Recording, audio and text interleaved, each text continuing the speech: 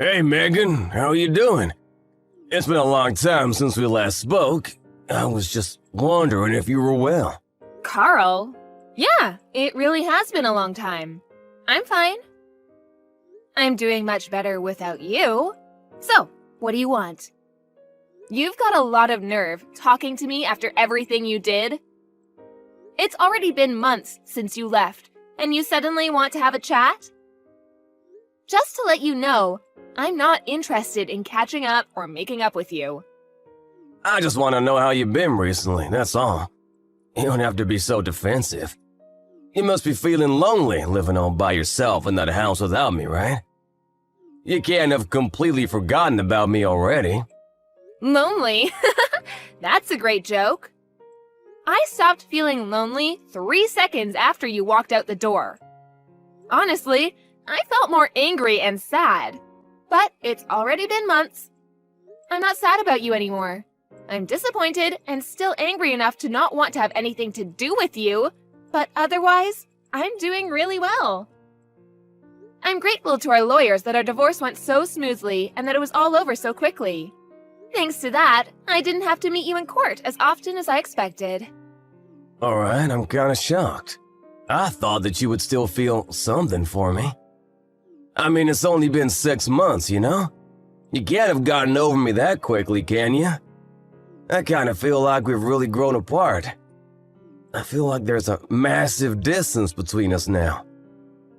We used to be husband and wife, and we were in love, and we lived together, ate dinner together. But look at us now. We're so far apart. Huh? What's your point, Carl?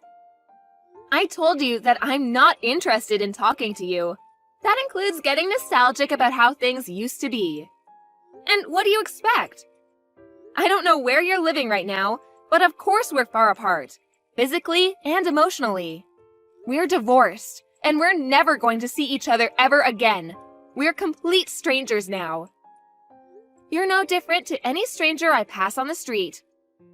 The difference between you and a stranger is that I would rather have a conversation with any random person rather than speak with you. Megan, don't be so cold. You don't have to be so harsh towards me. I used to be your husband. The key words are used to be.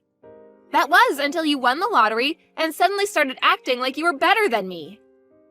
Yeah, it was a lot of money, but I don't understand how you could have changed so much in just a matter of hours. You threw me away on the day you won that lottery, and you're telling me that I'm being cold? I don't have anything to say, and I have no intention of being kind to an idiot like you. Trust me, I feel really bad for what I did. I know I've been an idiot.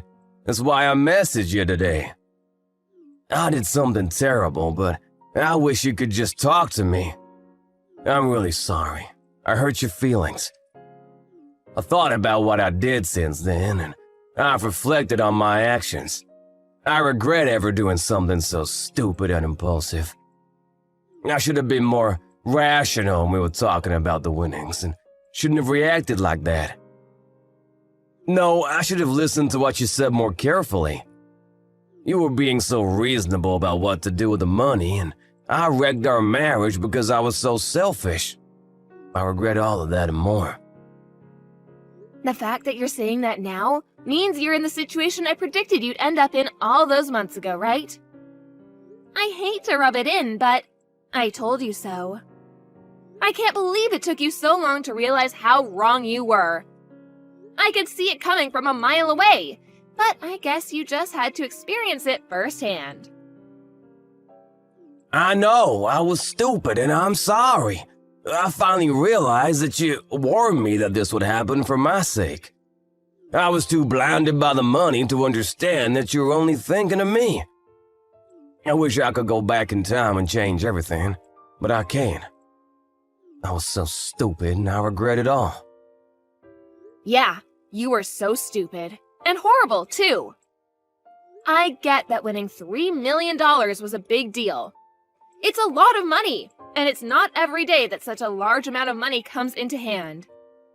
I think anyone would panic and get big ideas about how they want to spend their newfound fortune. I was pretty shocked too, and I won't lie, I thought about all the amazing things we could buy too. But the way you reacted was abnormal. Once you knew you had the winning ticket, nothing else mattered to you. You only cared about yourself and the money. I wasn't thinking straight. It was like I was in a dream state. I couldn't help myself. All I suggested was that we should be sensible with how we spend the money and save as much of it as possible for our future together. And keep some money aside in case we had children. I wasn't planning on taking anything from you, and I made no mention of spending it all by myself, but you started raving. Shouting at me that it was your money and that I wasn't allowed to touch a single cent. That it was for you to use the way you wanted to spend it. I never intended to take anything from you, but that's what you assumed. And suddenly, poof! Like magic, you were gone, along with the money. You didn't even answer my messages until you sent me the divorce papers. And even then, you only replied that you would give me alimony if I signed the papers. We had been together for 3 years, but all that went down the drain when you got that money and turned into a completely different man. For weeks, I wondered what those 3 years were, if they meant nothing to you. After I stopped being sad, I realized that I had already wasted 3 years, and that I shouldn't waste any more time trying to make sense of what you did. I know. I was completely at fault. But it was $3 million. Neither of us had even had a tenth of that amount in our banks at one time.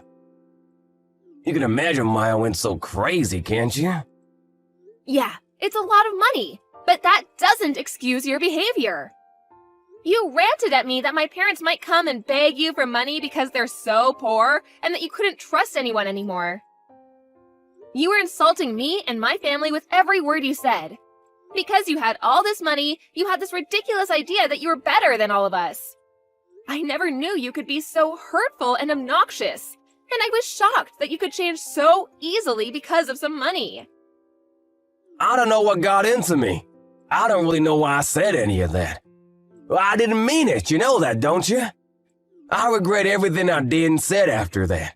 Wish I could take it all back. Really? It sounded like you meant it at the time. Don't try and run away from what you did. It's way too late for you to start begging me for forgiveness. I couldn't care any less about how guilty you feel. Your feeling bad isn't going to change anything. Anyway, what do you want? Let's get this over with. What are you talking about? There's a reason why you messaged me today, isn't there? I know you didn't just message me so that you could apologize. No, I really was worried about you. I wanted to show you that it changed and felt bad about what I did. I guess I also wanted to find out what you did with the money I gave you when we divorced. I was just curious about how you spent it, that's all. Money? That's what you're interested in? You're talking about the lump sum of money you gave me, right? You chose to give me that money instead of sending me regular payments of alimony because you didn't want to risk having to send me alimony payments for the rest of your life, if I remember correctly. Yeah, that money. I gave you $200,000, didn't I? Yeah, you did. What about it? What did you do with it? It's my money, so what does it matter what I did with it? I don't think it's any of your business how I spent it. It's not like you set any conditions for how I spend it when the amount was decided in court. Yeah, but it was my money to begin with. I think I have a right to know what you've done with it and decide what you do with it regardless of what was decided in court. And if you have any left, I was wondering if you could return it. Since you're so smart when it comes to money, I was hoping you still have a lot left. No way. You can't seriously be asking for it back. Of course I'm not giving it back. It may have been yours when you had it, but it became mine when you paid it to me as compensation. Do you understand the meaning of the word compensate? You're the one that suddenly asked for a divorce, so I was owed alimony. But you didn't want to pay that, and I didn't want to keep on having to meet you in court, so I settled for that money you gave me. I don't have any obligation to return that money to you. That money was owed to me, and it's mine. Yeah, it was compensation, but I only gave you a lot of money because I had a lot of my own money at the time. But I'm having trouble right now and I need some money. It would be great if you could give it back. To be honest, it's my money, so I shouldn't even have to ask you. What do you mean by trouble? I got married after we divorced. Oh, so the rumors I heard were true. Congratulations! I heard that you married someone. So, how did that turn out for you? She ran away with all of my money. I never should have married her. What? All of it? Yeah, can you believe it? It was $3 million, so I thought that I didn't have to worry about anything for the rest of my life. I thought I could live like a celebrity. So I resigned from my job and had a house built for me and my new wife. We filled it with designer furniture and everything. We even had a pool put in. We were living the perfect life together until one day she suddenly asked for a divorce. After the divorce was finalized, I realized that all of my money had been transferred to her bank account, and she was gone. We were divorced. My account was empty. She had disappeared. She even told her lawyers that I had been cheating on her, even though I'd never done anything like that. I had already lost $1 million in compensation during the divorce for an affair I never had, and she took the rest of what was in my account without me even realizing it. I don't know where she is, but the last I heard, she was living in a penthouse apartment abroad. You said you'd never cheated on her, but she managed to win the court case? That must have meant that she had enough evidence to argue for compensation. You can try and act the victim all you like, but in the end, it was your own fault. Your own irresponsible actions brought all this upon you. Yeah, fine. She got pictures of me with another woman.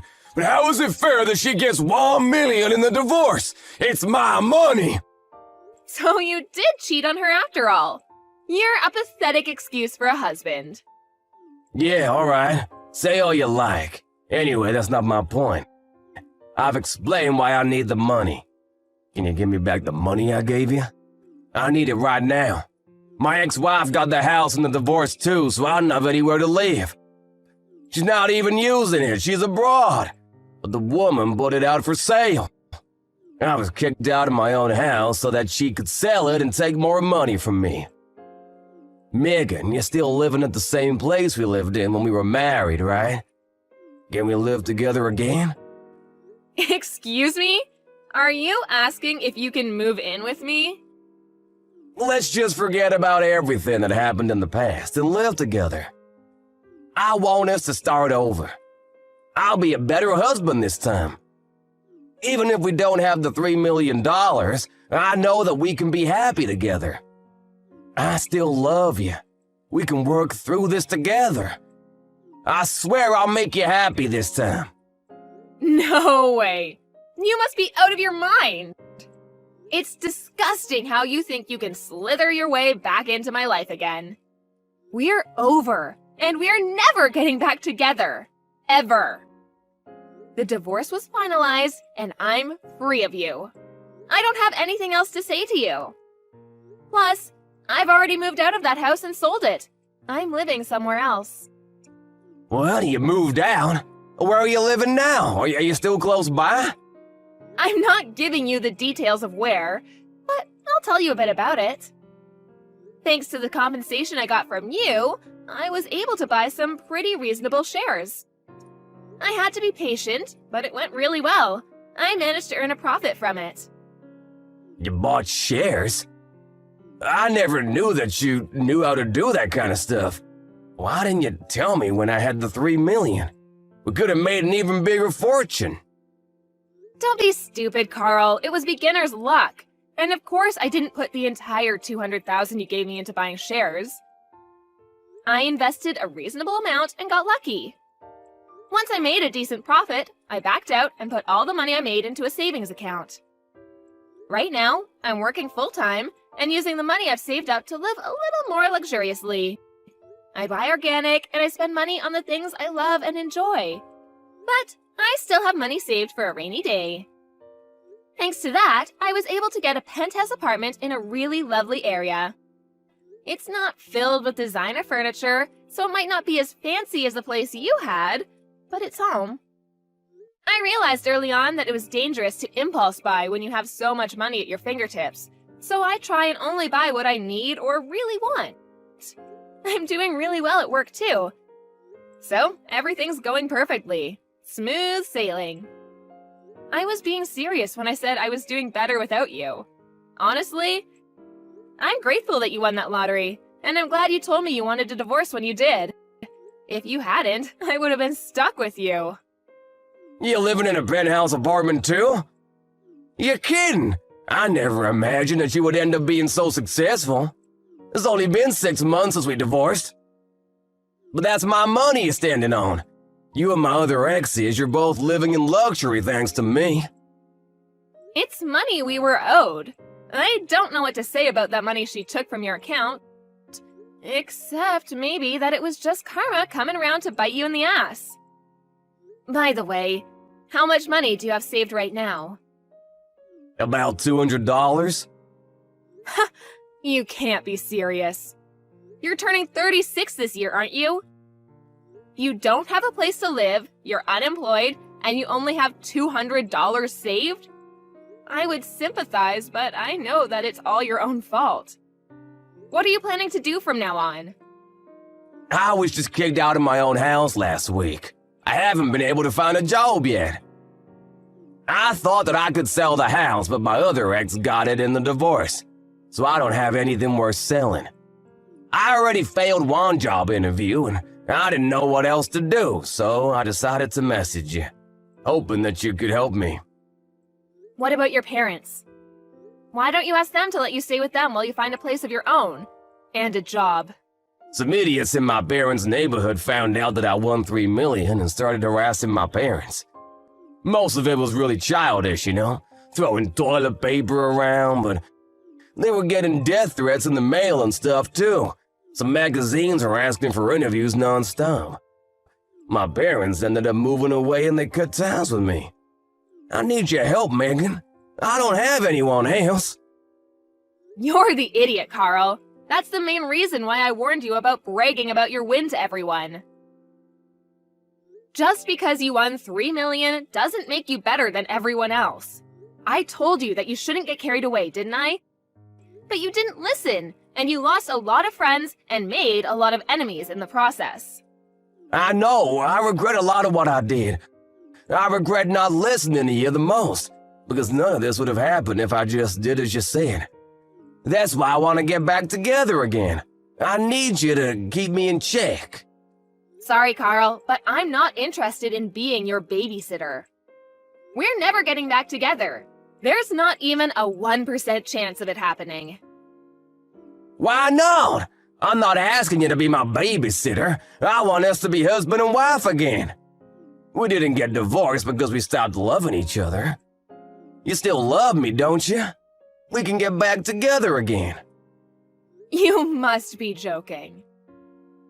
You're the only one that thinks we still have a chance. I don't know whether you do actually still have any feelings for me, or if you're just saying all this because you want money. But either way, it doesn't change how I feel about you. The second you said you wanted a divorce, I hated you from the bottom of my heart. You chose your money over me. You made that really clear during the divorce. Now, I'm indifferent. I couldn't care less about what happens to you. Don't say that. That hurts more than being told you hate me. Please, I'm begging you for help. Could you at least have some pity for me? I need your help. We used to be married, remember? We spent 3 years living in the same house. We can forget about everything and start new together. No thanks. You're the one that asked for a divorce despite the 3 years we spent together, so don't bring it up as a reason to get back together.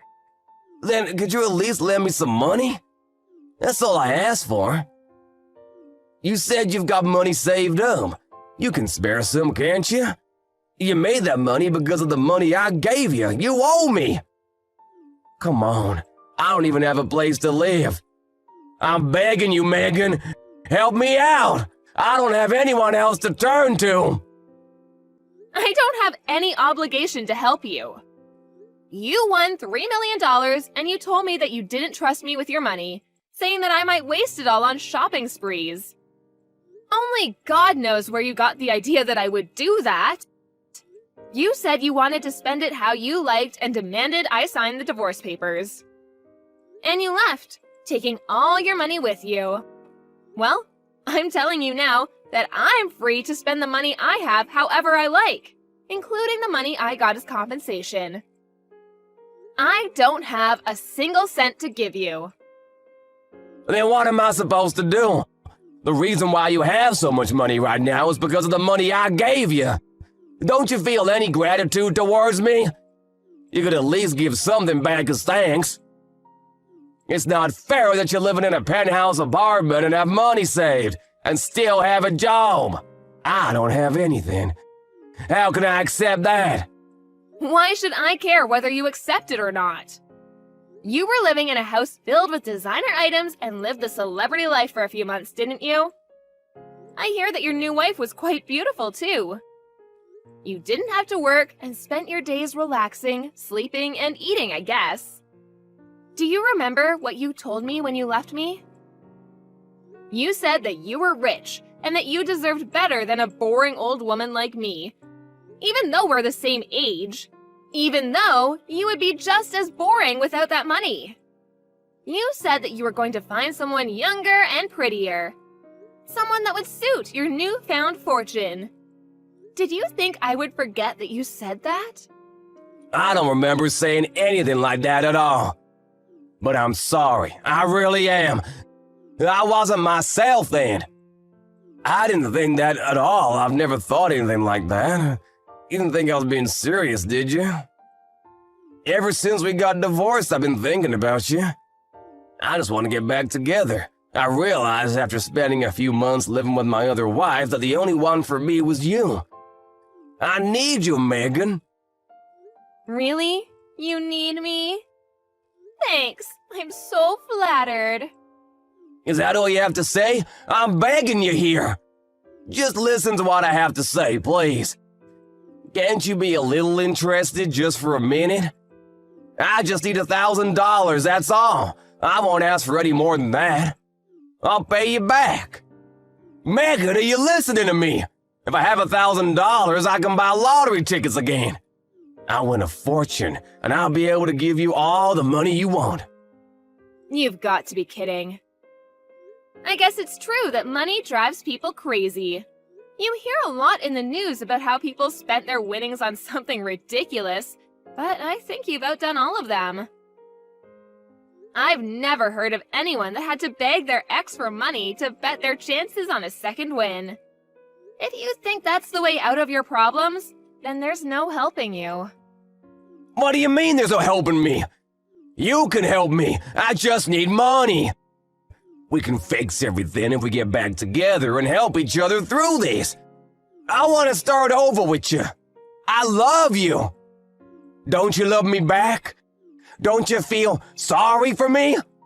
You don't love me. You just love that I have something you don't. My money. And I don't need anything to be fixed. My life is great as it is now.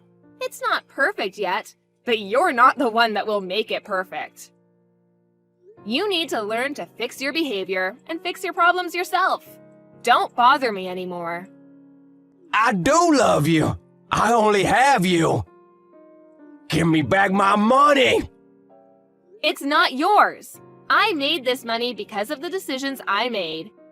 You lost yours because of the decisions you didn't think through. Don't ever message or call me ever again. You asshole. Let me give you the same parting gift you gave me. I deserve better than a boring old man like you. I'm going to find someone that loves me and live happily ever after without you. I'll be blocking your number, so don't try and contact me. Goodbye! After that, Megan blocked Carl's number and blocked him on all of the social networking they were connected on. Megan was able to forget about Carl pretty easily, and was enjoying her peaceful life without him.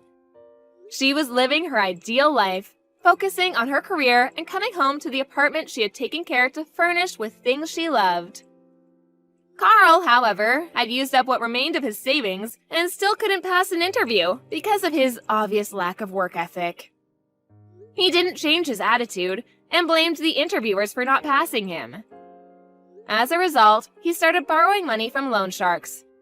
And with that money, he began gambling at his nearest casino. Of course, it wasn't that easy to make a fortune, and the gambling only made his debt bigger and bigger. He was digging his own grave, but he still didn't change his attitude. After realizing how big his debt had gotten, he became desperate. But instead of trying for another job interview, he tried to steal money from a convenience store and was caught by the police. Megan found out about Carl's arrest on the morning news, but was too indifferent to care. She only remarked that money really does drive people crazy, and went on about her day as she usually would. Carl was just another stranger to her now.